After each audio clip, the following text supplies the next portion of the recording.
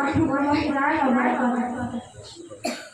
പ്രിയപ്പെട്ട ഉസ്താദുമാരെ, രക്ഷിതാക്കളെ, എന്റെ സുഹൃത്തുക്കളെ, അസ്സലാമു അലൈക്കും വറഹ്മത്തുള്ളാഹി വബറകാതുഹു.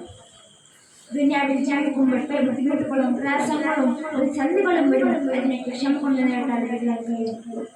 എല്ലാ കാര്യത്തിലും ക്ഷമ അനിവാര്യമാണ്. ഇവിടെ കലാപകലം ഒരിക്കലും എല്ലാ ക്ഷമ ഇല്ലായ്മ കൊണ്ടാണ്.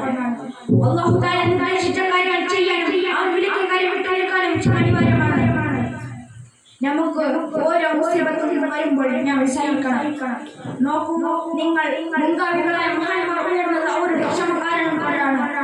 ഭക്ഷണമില്ലാതെ പട്ടിണി കിടന്ന് ദീനിന് വേണ്ടി ത്യാഗം ചെയ്ത് ജീവിച്ചു. അയ്യൂബ് നബി അലൈഹിസ്സലാമിന്റെ രോഗം വന്നപ്പോൾ അല്ലാഹുവിന്റെ പരിശുദ്ധ ജയിച്ചത് ഖുർആനിൽ പറഞ്ഞിട്ടുണ്ട്. അതുപോലെ ലോകത്തിന്റെ നേതാവായ മുഹമ്മദ് മുസ്തഫ സല്ലല്ലാഹു അലൈഹി വസല്ലം എത്രമാത്രം ത്യാഗം സഹിച്ചുകൊണ്ടാണ് നമ്മുടെ ദിനത്തിൽ. അതുകൊണ്ട് നാം ക്ഷമശീലനായവരാണ്. ക്ഷമ ഈമാനിന്റെ പകുതിയാണല്ലോ. അതുകൊണ്ട് ക്ഷമ ലഭിക്കാൻ ശ്രമിക്കുക. അല്ലാഹു തആല നൽകട്ടെ.